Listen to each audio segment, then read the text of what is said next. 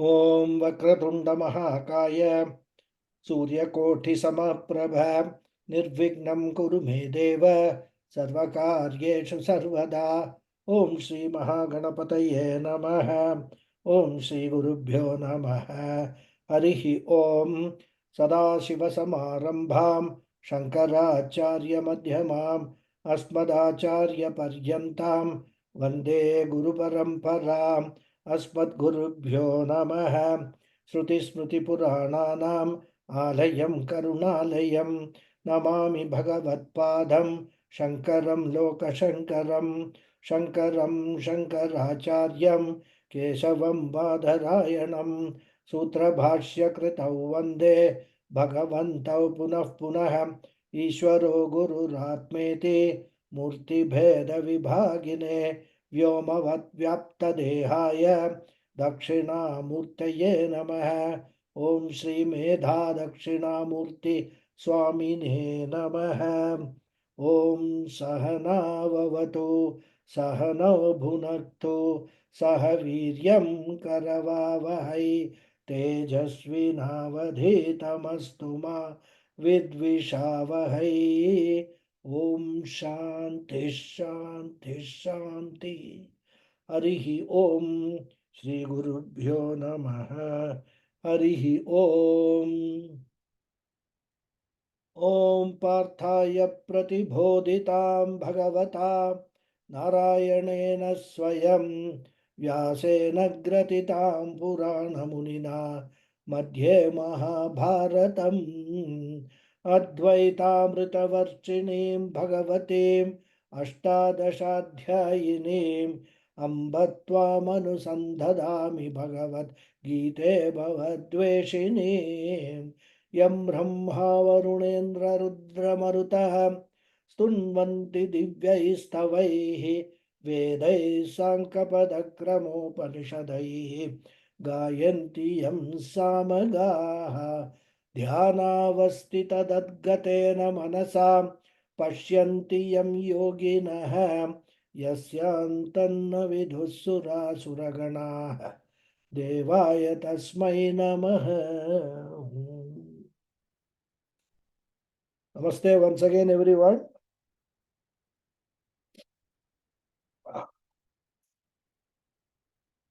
Just one announcement. Namaste Guruji. Hari Om. Hari Om, Hari Om.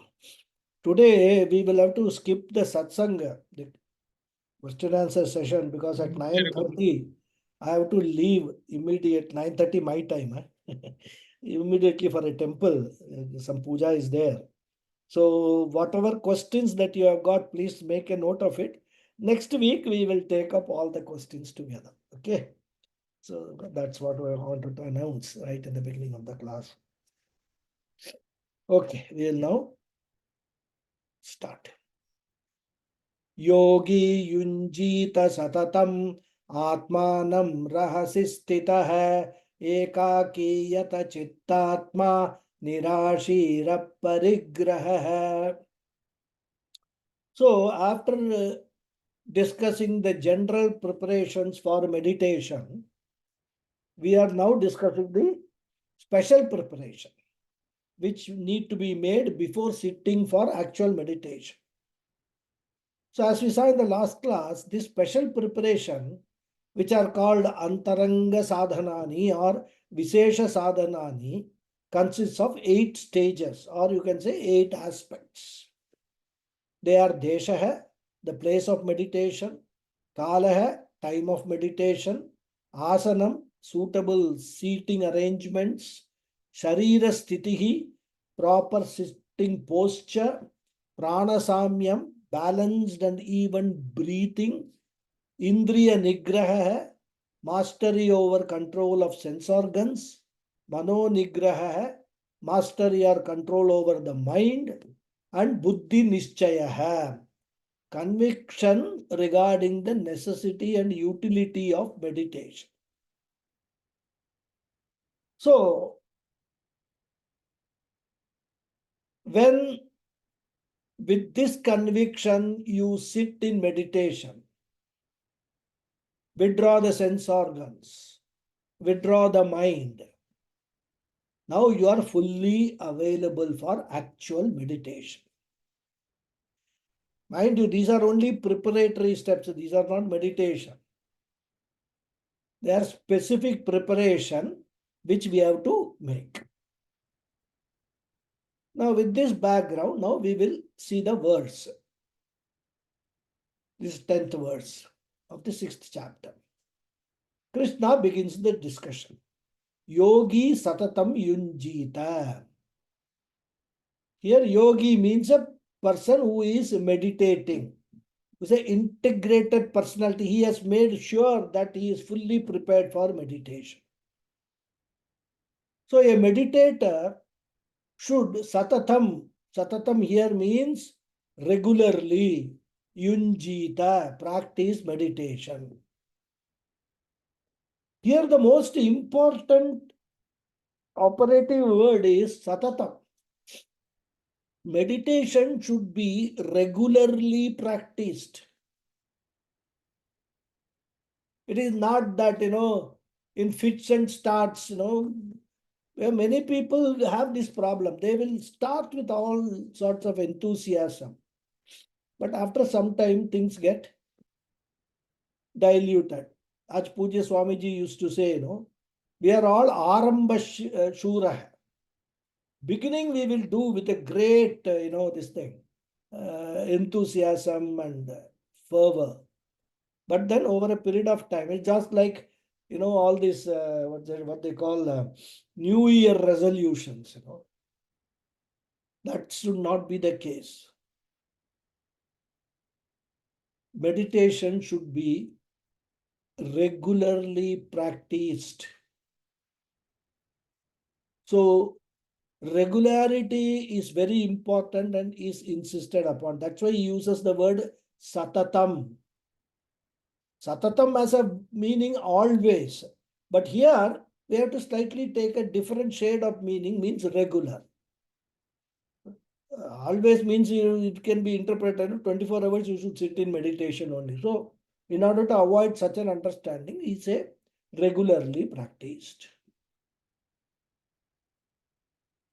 Suppose you do for a few days now, and then after in August 2-3 days, November then a few days, that will not give you any benefit. Even physical exercises, when you do like that, it will not give you any benefit. Even when we are doing physical exercises like yoga, etc., even then, regularity is very important. Then only you can expect some benefit from it. And regularity and for a sufficient period of time. That is very, very important. So Krishna is applying the same principle with regard to dhyanam also. That's why he, as I said, he uses the word satatam. So then he says satatam atmanam. Here atma means the mind. So satatam atmanam yunjita. But meditation has to be done by the mind only, isn't it? Everything else is resolved, as though resolved rather. So one should apply the mind in meditation. And what is the ideal place? He says, rahasi stitaha, in a secluded place, which I refer to as desha. And Krishna uses the word rahasi stitaha. Rahasi means a secluded place which is not easily accessible to others. And this conveys a very important aspect also. One, it is best practice to meditate alone. And that is what he says, ekaki. He uses the word ekaki.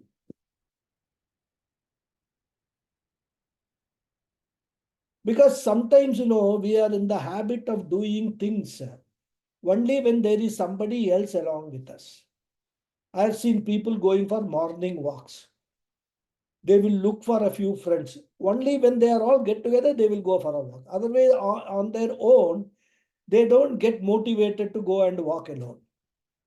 Students, I mean, they will do joint studies.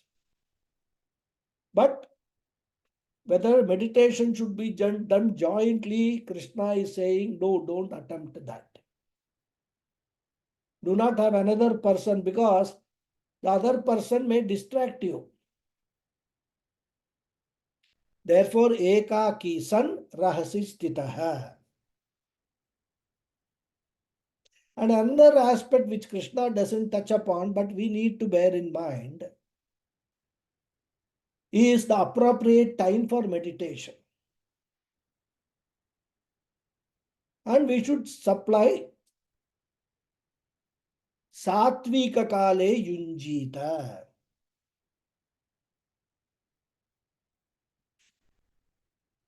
And what should be the condition of the mind and body? Yata chittatma. Here again, chittam means the mind. And in this context, atma means the physical body. So one should keep the body and mind controlled under one's own control. It should be there. Yatam means discipline. And that is why in Patanjali's Yoga Shastra also, meditation is not prescribed in the beginning. It starts, our Ashtanga Yoga starts with what? Yama, Niyama, Asana, Pranayama, Dharana, like that, right? Pranayama, Pratyahara, then Dharana, then Dhyana and Samadhi. Second last stage, seventh stage is Dhyana. So, when you should do meditation, how you should do meditation is all that prescriptions Krishna is giving. Krishna is talking about all of them. So you should not, without any mananam, shravanam, I am going to sit in meditation, because that is the fashion. Yama and niyama is conduct regulation, behavior regulation. Because if you do not have the certain values in life, a certain character in life, the mind cannot be quiet. A characterless mind will be a disturbed mind. And therefore, even when you start anything, yama and niyama talk about regulation of one's conduct or behavior, which one should adopt throughout rather. Not only when you are going to practice yogasana, no. Yama Niyama is a general, what I should say, value system one should have in life if you are going to be on a spiritual path. If your spirituality is not your goal, then of course it doesn't matter. We don't even talk about such people in the class, because we are only talking about spiritually oriented people who have got spirituality as their goal. So Yama and Niyama, they talk about regulation of one's conduct and behavior. Asana is a physical exercise, keeping the body fit.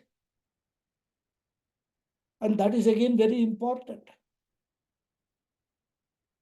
Because normally we forget our body. We forget that we have a body. And that indicates that we are fit. For example, when you wear a shoe, and the shoe fits your feet perfectly, then you do not even feel that you are wearing the shoe. But if the shoes are not fitting, then one corner of the mind is always turned towards that because of the discomfort. Therefore, the law is what? The vyapti is when the shoe fits, you forget the shoes. When your body is fit, you forget the body. It's only when there is some issue of fitness in some part of the body, you remember that such a play, such a part exists. When you have knee pain, you realize, oh, I have got knees.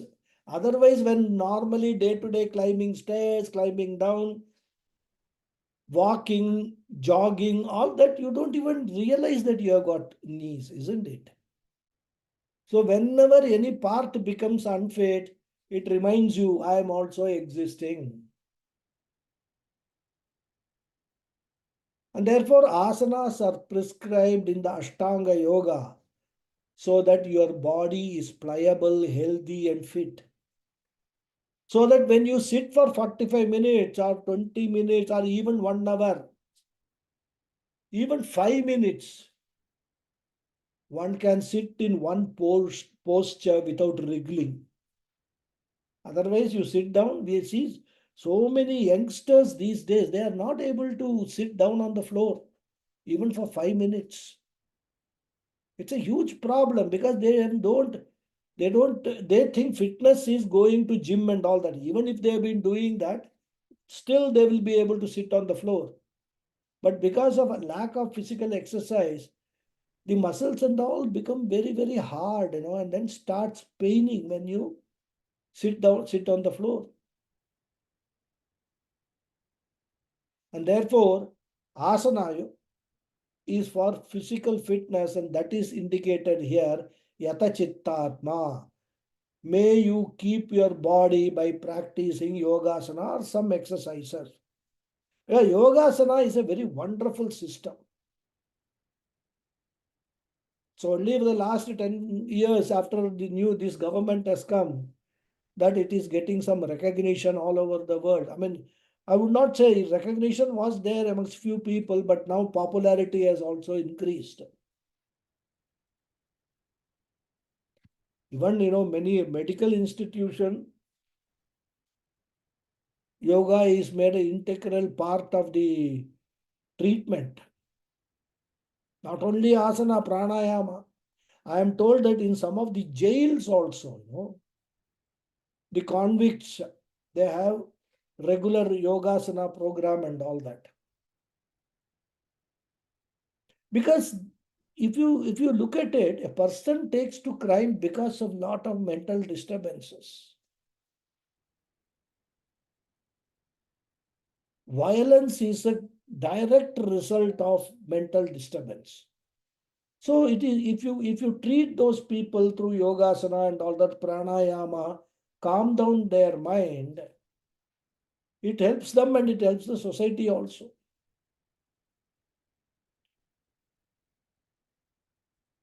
And that's why even pranayama is important.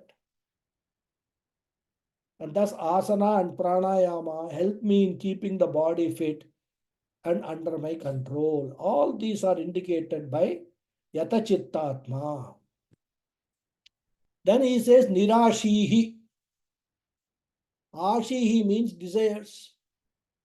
Nirashihi means without desires. Without desires means here we should understand without binding desires. Shastra allows legitimate non-binding desires. Like a parent being interested in the growth and well-being of their children. That's a very legitimate. But it should be maintained non-binding. And what do we mean by non-binding here? Non-binding desires are those desires which do not create anxiety in your mind, which does not cause agitation in your mind when the desires do not fructify. And how to get rid of that anxiety? There is only one way, which Krishna tells in the last chapter.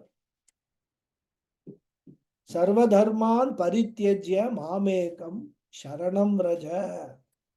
Sharanagati is the only way.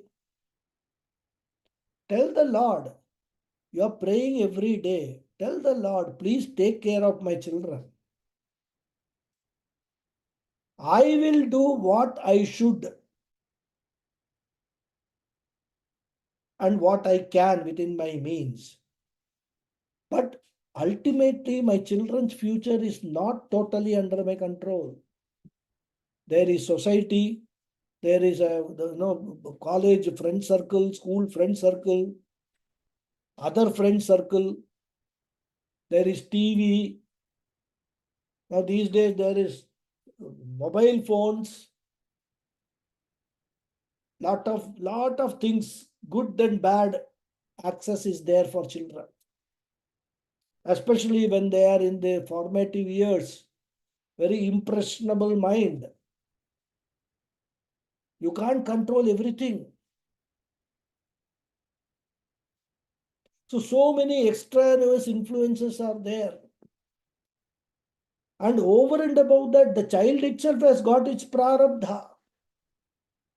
Therefore, while we think that we are actually bringing up our children, we should realize I am only one of the contributors.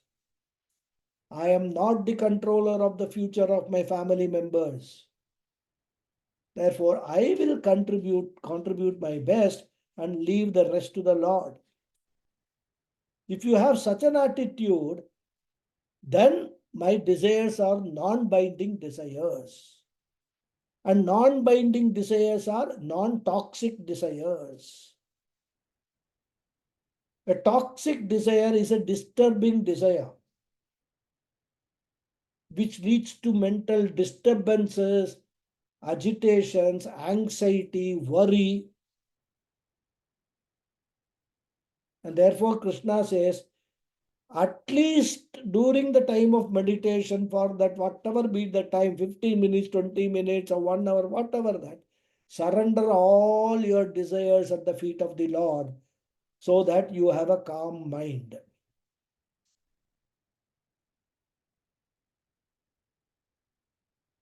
Delegate to Lord. Oh Lord, I am going to do my meditation. Please take care of everything around me. I don't want to be disturbed. Sometimes top executives in companies say that, they will tell their secretary, don't give me any calls, don't, because I'm going to do something specific. I'm going to be next 1 hour, very busy, focused way. I'm going to do something, maybe some planning or whatever it is. So like that, you tell the Lord, please make sure, Lord, that nobody disturbs me.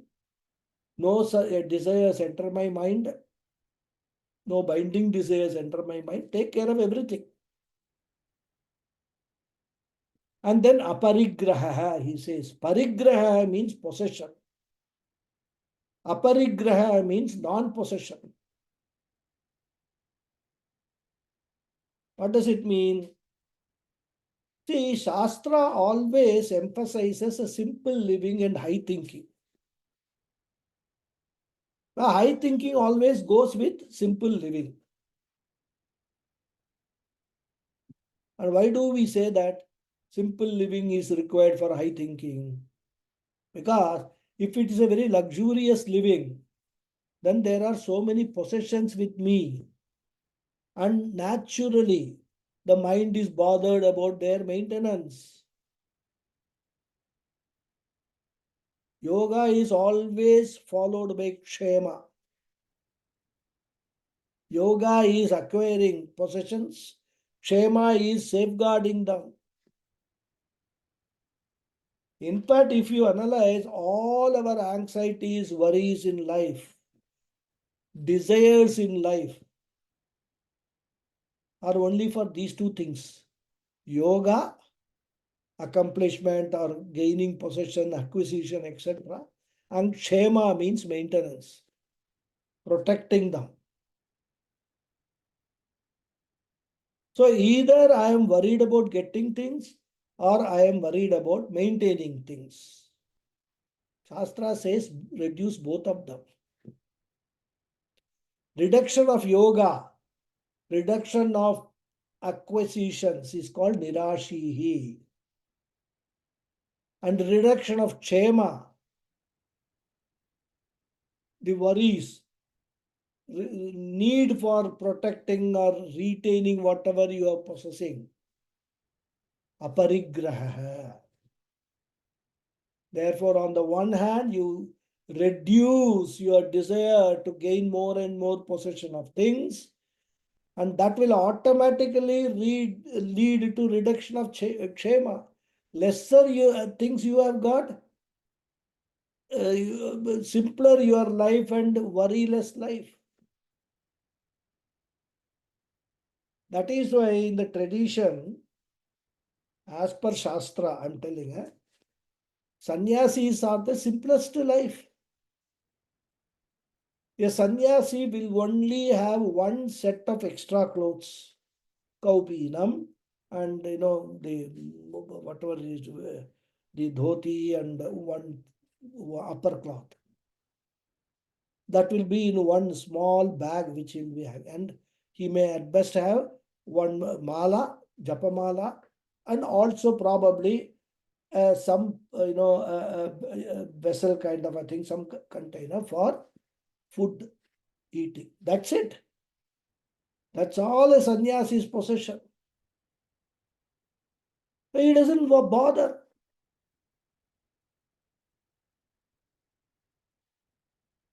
But of course, this is a traditional sannyasi. Today's sannyasis are a totally different thing. All Kali Yuga. Today, Kali Yuga sannyasis we have got. In fact, they have got more possessions than even ordinary people. And they keep worrying about all that.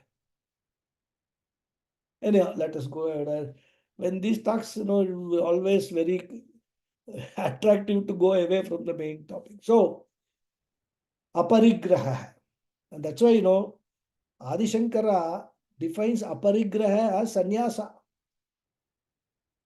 Of course, Adi Shankara is a very expert. Any word you take, he will finally come to sannyasa only. That is his brilliance. Either grammatically, logically, some rule he will apply and say this word means sannyasa. He was such a, he used to insist on Vedanta means first qualification according to Adi Shankara is sannyasa. Of course, we are also saying, we don't say that you must not. There's a different sannyasa which Puja Swamiji, and sannyasa does not mean physically relinquishing. Sannyasa is a mental attitude, and which makes more sense for us rather. So anyhow, reduce your possession means renounce the world. But even if one renounces the world and becomes a sannyasi, still he has got minimum possessions. That is a nice story. Of course, if I get into the story, how a sannyasi, he had given up everything. Then how slowly he gains all possessions, and he even gains a wife also. There's a big story. Some other occasion when it is there, I will share that story with you.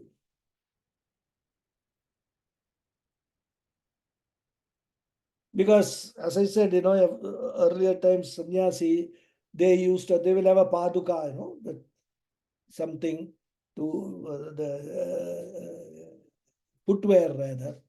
Then dress is there, kamandalu is there, rudraksha mala is there. These days, rudraksha malas, they are even costlier than gold. Therefore, even if we have some possession, with regard to those possessions, do not have ownership. Always tell yourself that all these things that I have got, it all belongs to God. I am only the possessor for worldly purposes, for legal purposes. But really speaking, I am only a trustee. The Lord has given them for my temporary use. I cannot take it away with me anywhere. When I die, I will have to leave everything here. Lord will find somebody else to make again temporary use of that, or he will take them back. In fact, Mahatma Gandhi believed in this so much. he used to actually advocate this. Trusteeship aspect is the one he used to advocate. And we all think that we own so many things. I own an apartment. I own a car. So many things we think we are owning. Pujya Swamiji narrates a very interesting story regarding this ownership. He says he once went to Bombay and one devotee invited him for bhiksha in his house. So he came, took Swamiji in the car, and they went. And Swamiji says, I saw a very huge multi-story building, a skyscraper. And then the devotee said, Swamiji, here is what I live. Here is where I live. Swamiji was surprised. Oh my God, such a huge building and you are living there with your family? He said, no, no, no, no. I don't live in the whole building. In the building, I have got my apartment. Swamiji says, oh, I now understand. Very good. Okay. So then they went to that person's apartment. Then Swamiji asked, so you own this apartment? He said, yes, Swamiji, I own this apartment.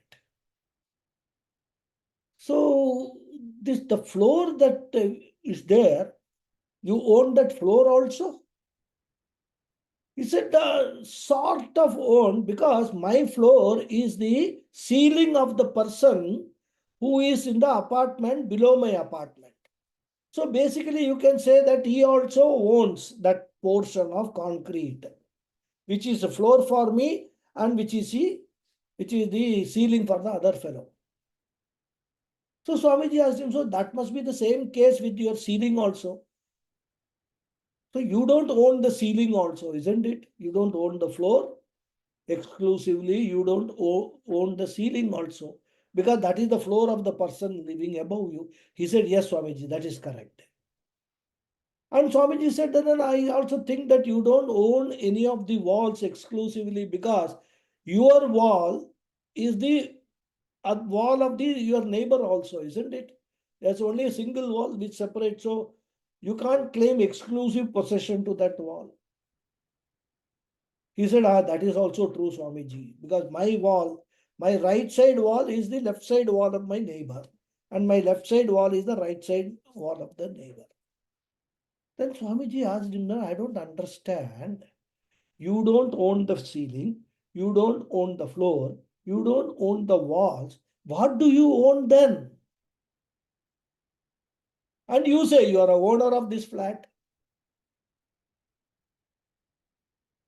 Therefore, whenever we claim ownership of anything, it is an illusion. We have an illusion that we exclusively own a flat, where factually we don't own anything. The ownership is there only on paper. And therefore, if you understand this, whatever we possess, at least at the time of meditation, you tell, none of them belongs to me. Even your relationship, children, grandchildren, everything belongs to Bhagawad. Everything belongs to Ishvara. Because Ishvara is the creator of this entire universe.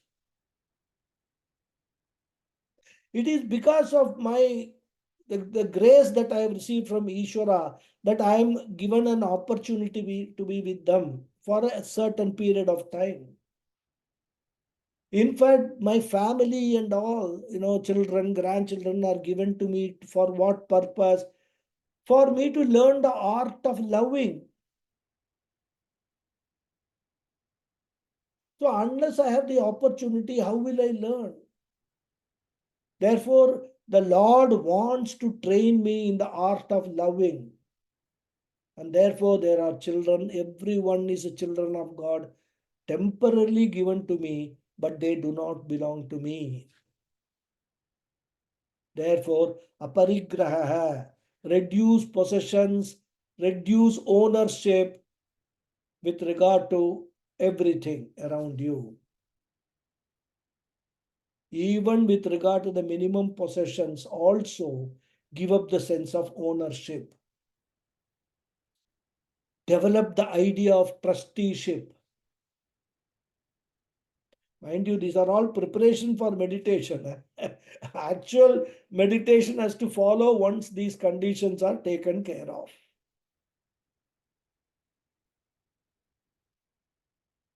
Of course, we have already seen all the 8 stages, but Krishna, as I said, few conditions here there in different slokas. He has spread it rather. Sloka by sloka. When we see, we will be able to relate to what all we studied as in the background. So next sloka. शुचौ देशे प्रतिष्ठाप्य स्थिरमानसमात्मनः नान्युच्छ्रितं नातिनीचं चैलाजिनकुशोत्तरम्. The Anvaya of the sloka is Shuchau Deshe Stiram Pratishtapya Atmanah Asanam Chailajina Kushottaram Na Ati Uchritam Na Ati Nicham. Shuchau Deshe, in a clean spot. Stiram Pratishtapya, having firmly fixed. Atmanah Asanam, one's own seat.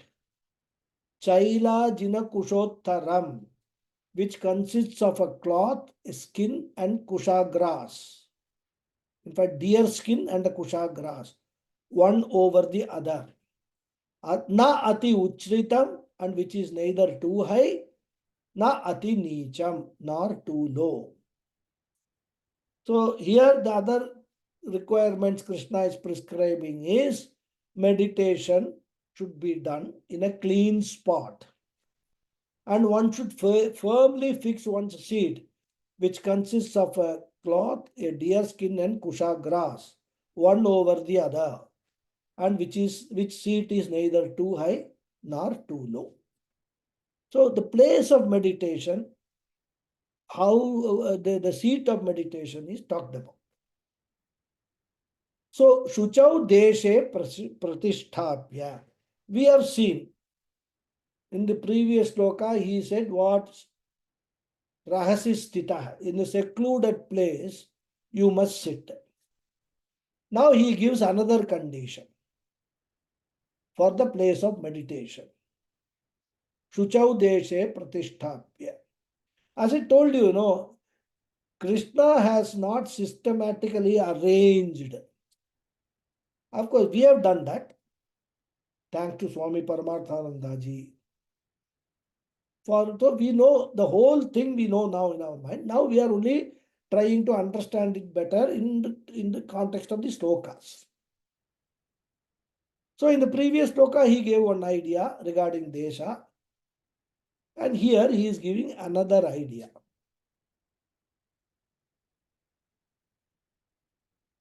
So here he says, Shuchau Deshe. This is the additional condition. The place should not only be secluded, but should also be clean physically and also clean spiritually. Spiritual cleanliness means the place should trigger, the place should invoke only religious or spiritual thoughts in your mind.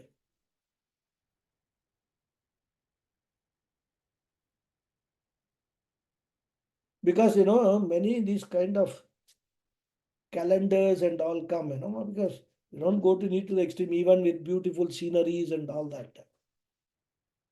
If they are in front of you and you see them, you will be meditating on those places. Oh, this is Switzerland. I remember I had been there with my family. What a wonderful trip they are. The whole meditation will be hijacked by the trip, Switzerland trip. So such distraction should be avoided. That is why he said secluded place. And now he is putting these conditions to be clean. Clean means what? It should not invoke some unclean or unnecessary thoughts. You can have photos of Bhagavan, deities, you can have deities.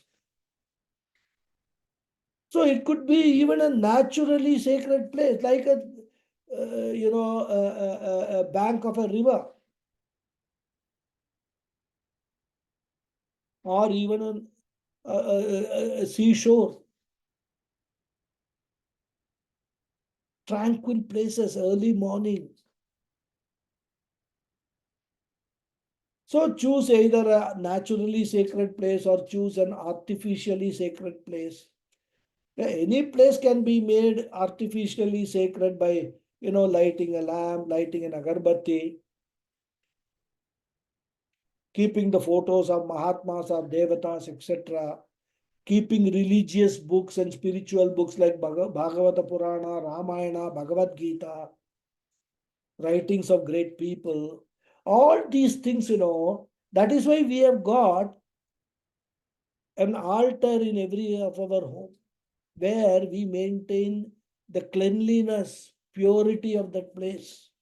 Whether we clean any other part of the house or not, we will make sure that the altar where we have got the prayer room or whatever it is always clean. This is called Shuchi Desha. Then Krishna comes to the third factor, Asanam. So you have chosen the place, nice, lovely place, nice place, secluded, calm, serene, conducive for meditation. Next thing is you are going to sit down and do the meditation. What should be the asanam, the seating? He says Chaila Jina Kushottaram. So Krishna is now prescribing a asanam, a seating with three layers. The first layer is kusha grass. It's also called darba grass, which is considered to be a sacred grass, which is a type of a long grass which can be dried up. And these days, they are making asanams out of it, neatly stitched also. That. In fact, kusha grass is also used to make pavitram for doing the puja, etc.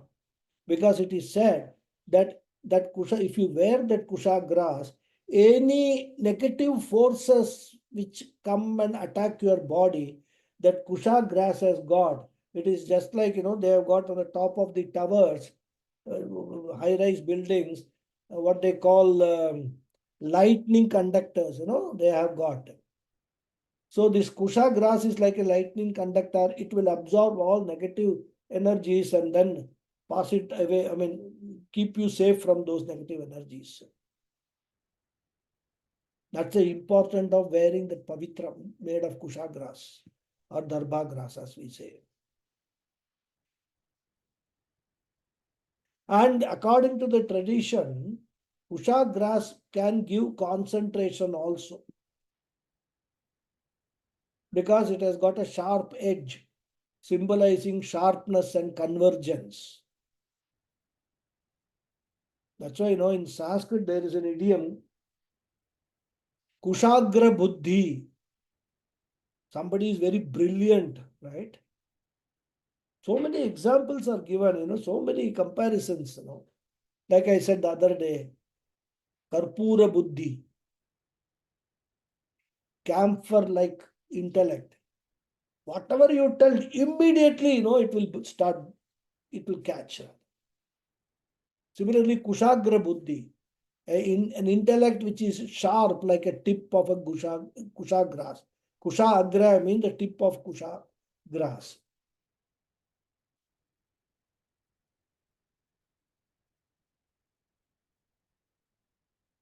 And in the mythology also, they say it can induce concentration. And therefore, first layer is this kusha grass. Then over the kusha grass, ajinam. Ajinam means a deer skin. A deer skin is also considered to be a sacred thing. You can see photos of Adi Shankara sitting on a deer skin. In fact, when a student, a brahmachari, takes the sacred thread, Upanayanam ceremony, the priest will attach one small piece of deer skin to that sacred thread. He takes ajinam also. A small piece of deer skin is tied to the sacred thread. It's called ajina dharanam. There's a special mantra also for that while doing it. And where the brahmachari prays that this deer skin should protect me from negative forces. If you understand the rituals and all, they're so beautiful. Similarly, Danda Dharanam, there is a mantra. Maunji Dharanam, there is a mantra. And because of the purity, Ajinam is also used as asanam also. It's considered a sacred thing. Therefore, a layer of kusha and then a layer of deer skin on that. And over that, there is a third layer, which is called chailam. Chailam means a piece of cloth, soft cloth. And the piece of cloth is necessary because otherwise the deer skin may have some hair and all that, sharp hair that can prick when you sit and can disturb the meditation. Therefore, a piece of cloth is spread over the deer skin so that chailam ajinam kusha uttaram. That is what chailajina kushottaram is chailam ajinam kusha uttaram. And Shankaracharya says in his Bhashyam that the order is important. Kusha at the bottom, Ajinam, and then Chailam. You should not reverse it. Because then if the Kusha grass is on top, sharp edges will keep on pricking you. Therefore, the order must be maintained. Now, there may be a question. So you are saying all these things, where to go for deer skin? Are we supposed to hunt and kill a deer? And therefore, we should always remember that any prescription in the Shastra needs to be understood contextually.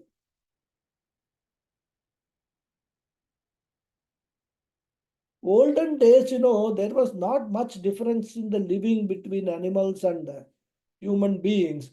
They did not have these metropolitan towns and all. Villages were there, and around the villages there would be forests. In fact, for daily fuel, they used to go to the forest and bring the wood to burn, to cook for their food. And so in the forest, there will be all sorts of animals. Nobody will deliberately go and kill those animals. When those animals die or naturally, their skin used to be used. They will take out the skin and Mahatmas and all will use it for seating purposes. But in today's context, we are not advocating that you go and kill a deer for the sake of deer skin. So we have to understand the spirit behind all these things. What is the spirit? The idea is that there should be an asanam. Don't sit on the bare floor. And the asanam should be neither too hard nor too soft. That is the idea. That is the takeaway from this.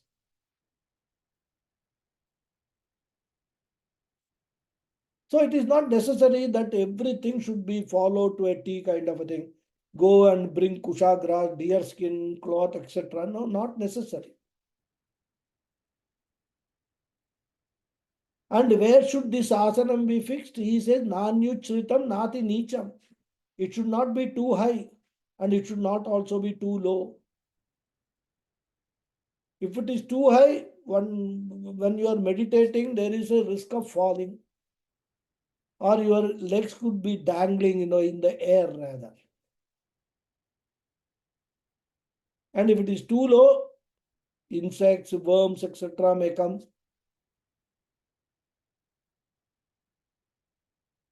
So you must use such a asanam. Atmanaha asanam. Atmanaha asanam is your own asanam. Here Atmanaha does not mean Sachidananda Atma. The Sachidananda Atma does not have any asanam. It is all pervading. So here Atmanaha is a reflexive pronoun. One's own asanam one should use, which means that every meditator should have his own or her own private exclusive asanam. Just like, everybody has got their own footwear. And in the tradition, they do not allow you to use somebody else's footwear. It is specifically ordained. Certain things one must keep only exclusively personal. There is Shastra Vidhi for so many things.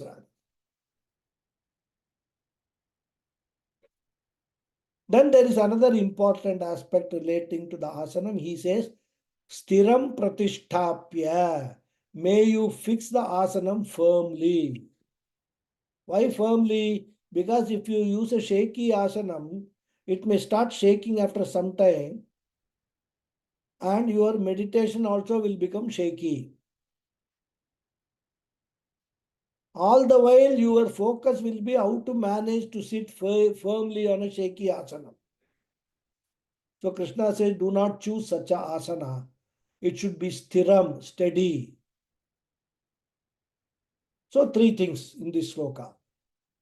Desha, Kala, Asana. Next sloka, he gives some more prescription. He says, Tatraikagram manakritva yata chittendriya kriyaha upavishyasane yunjat yogamatma vishuddhaye. So the Anvaya is Tatra asane upavishya yata chittendriya kriyaha manakritva ekagram yogam yunjat atma vishuddhaye. Manakritva ekagram should go together. Yogam yunjat atma vishuddhaye. Tatra, there. Asane upavishya, seated on the seat. Yatachittendriya kriyaha, having restrained the activities of the mind and sense organs. Manakritva, having made the mind ekagram, one pointed. Yogam yunjat, one should practice meditation, one should practice dhyana yogam, atma vishuddhaye, for mental purification. So seated there on the seat, having restrained the activities of the mind and sense organs, and having made the mind one pointed, one should practice dhyana yoga for mental purification. That is the meaning of this sloka. Tatra asane upavishya. So tatra in the first line, we should connect it with asane upavishya in the second line. And then we could bring that stiraha from the previous sloka.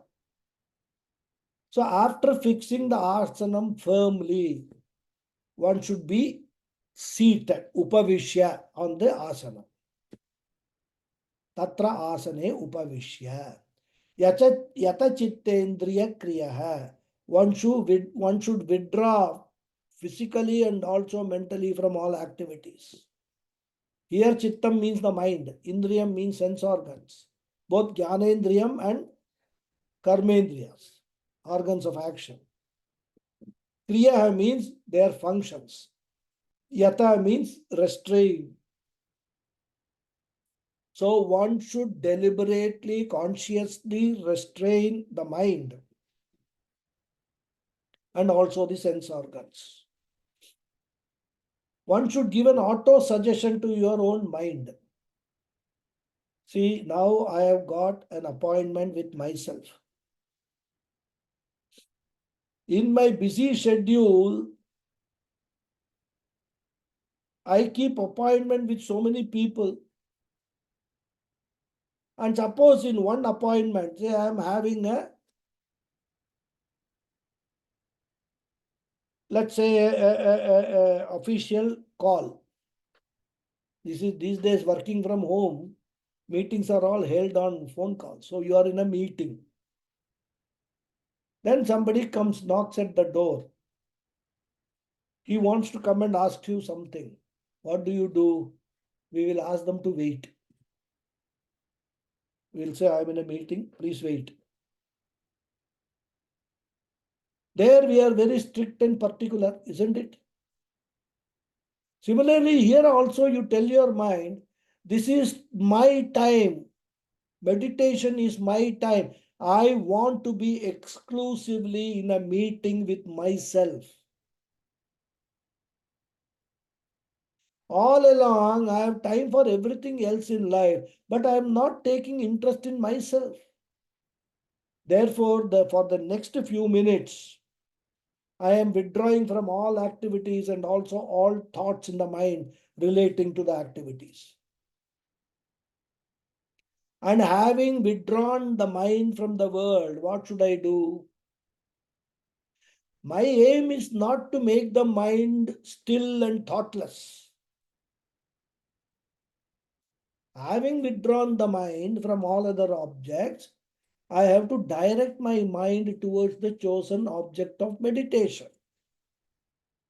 The chosen pratika, alambanam, I have to focus my mind. It is like building a dam.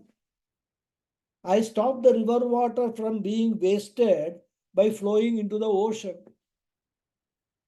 So when I build a dam, the water is conserved in a large area, and that stored water is channelized for irrigation and so many other purposes. It is also used for producing electricity, power. If I don't do that, the water will go waste. Similarly, the mind has got tremendous energy which we are wasting through unnecessary worries. In meditation, I stop the wasteful flow of mental energy, and that stored mental energy or thought I direct towards a chosen thing.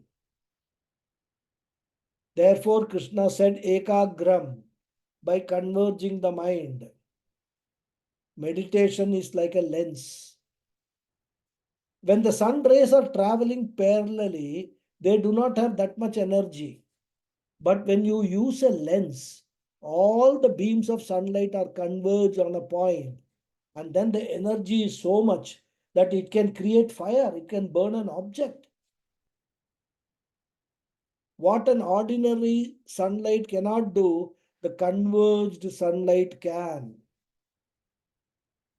In fact, they use, one of the methods of lighting a fire for a homam in the scriptures.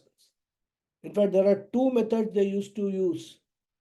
First one was what they call arani mathanam. They will actually use, something like, I think I have spoken about this long back, arani mathanam. There will be a thistle and, that what they call arrangement. And they will be, like they make buttermilk, like that. That's called arani. And you actually do that. Churning. Churn the thing. Churn the thing, yeah, with Churn. the rope, and that produces, due to friction, it produces fire. They'll keep a small kusha grass or, some cotton or something, and that will catch fire, and that fire will be used for home. In fact, scriptures do not prescribe matchstick and, sulfur and all that for burning fire. The other method is use the sunlight by using a lens to create fire for home. So similarly here also through meditation, I converge. Therefore, manah ekagram kritva yunjat yogam. One should practice meditation. Here yogam means dhyana yogam, dhyanam. And what is the purpose of meditation? He says, Atma Vishuddhaye. Here Atma means the mind. Vishuddhi means purification. Atma Vishuddhi means purification. Purification of the mind. Now what does that imply? We will see in the next class. Okay, I'll stop here. And as I already announced, we will not have satsang today because I have to rush for a temple puja. Whatever questions are there, please note it down. Next class, we will take all the questions. We will take more time. Okay. Om Purnamada Guruji, what is the Purnat Purnamudachyate Purnasya Purnamadhaya Purnameva Vasishyate Om Shanti Shanti Shanti Harihi Om Hari Om Shri Guru Pyo Namaha. Harihi Hari Om. Om. Dhanyawad. Thank you very Dhanyawad. much, Thank you all Guruji. very much. Thank you, Thank Guruji. you. Namaskar. Thank you, Guruji. ಧನ್ಯವಾದ Guruji, what Guruji. is the Hari Om. Hari Om. Hari Om. what is the puja today? There's a It's Hanuman only a temple. temple. It's a family affair. I mean, Okay. for the there is one good Hanuman temple is there, so we are going for there. The puja starts at 10 o'clock and it's about half an hour right from here. So that's why Okay. I'm stopping here so that we reach there for not a special puja or anything, just a Saturday. Okay. Hanuman we are visiting. That's all. Okay. Thank you, Guruji. Hari Om. Pranam. Hari Om. Hari Om. Thank you, Guruji. Hari Om. Hari Thank Om. you.